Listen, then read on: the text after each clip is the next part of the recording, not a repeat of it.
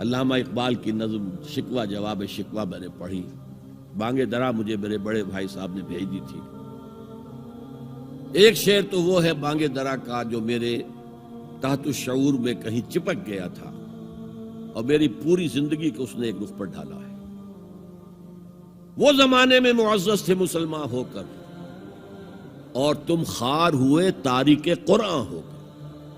یہ ہے ایک شعر جو میرے ذہن میں چپک گیا تھا، پھر قرآن سے اللہ نے جو ایک مناسبت دی ذہنی قلبی، اللہ کا شکر ہے، اللہ کا فضل ہے۔ دوسرا شعر وہ ہے کہ وقت فرصت ہے کہاں، کام ابھی باقی ہے، نور توحید کا اتمام ابھی باقی ہے۔ پورے کرہ ارضی جب تک کہ توحید سے جلوگر نہ ہو جائے اور اسلام کا ڈنکا نہ بج جائے، اس وقت تک حضور کا مشن مکمل نہیں ہے۔ حضور حوالے کر کے گئے تھے امت کے۔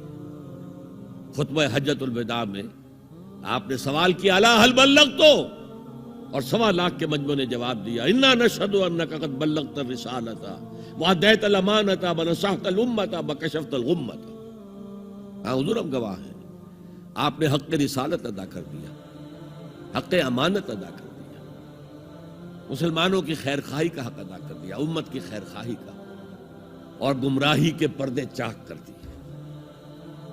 3 دفعہ حضور نے سوال کیا، 3 دفعہ جواب دے کر پھر آسمان کی طرف نگاہ اٹھائی اور انگشت شہادت سے اشارہ کیا اور پھر لوگوں کی طرف اللہم اشہد اللہم اشہد اللہم اشہد، اے اللہ تو بھی گواہ رہے، یہ مان رہے ہیں کہ میں نے پہنچا دیا۔ اسے میں کہا کرتا ہوں سائی آف ریلیف۔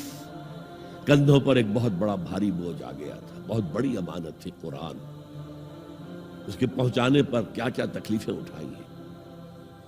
پاگل کہے گئے، مجنون کہے گئے، شاعر کہے گئے، ساحر کہے گئے، مسحور کہے گئے، کیا نہیں کہا گئے۔ اور پھر جو مارے کھائی ہیں، جو 3 سال کی شیب بنی ہاشم کے اندر اسیری تھی، جس میں کھانے پینے کی چیزیں گھاٹی میں داخل نہیں ہو سکتی تھی۔ ہماری جیلوں میں تو آپ کو کھانا تو ملتا ہے، وہاں تو کچھ نہیں تھا۔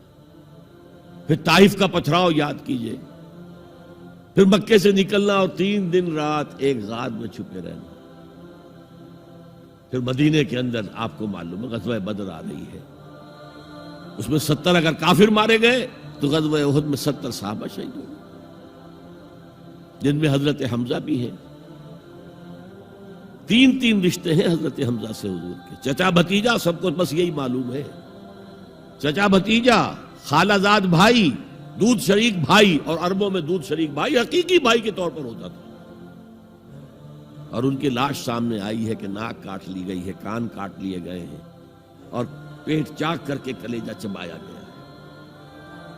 یہ سارے بوجھ اٹھا کر اگر وہ حق تبلیغ ادا ہو گیا، اے اللہ یہ مان رہے ہیں، تو بھی گواہ رہے۔ اور پھر کیا کہا فَلْيُبَلِّغِ الشَّاهِدُ الْغَائِبَ، اب جو یہاں موجود ہیں ان کا فرض ہے کہ ان کو پہنچائیں جو یہاں نہیں ہیں، اور یہ ابد الآباد تک کے لیے، قیامت تک کے لیے ہے۔ انا آخر المرسلین وانتم آخر الامم، میں آخری رسول ہوں، تم آخری امت ہو۔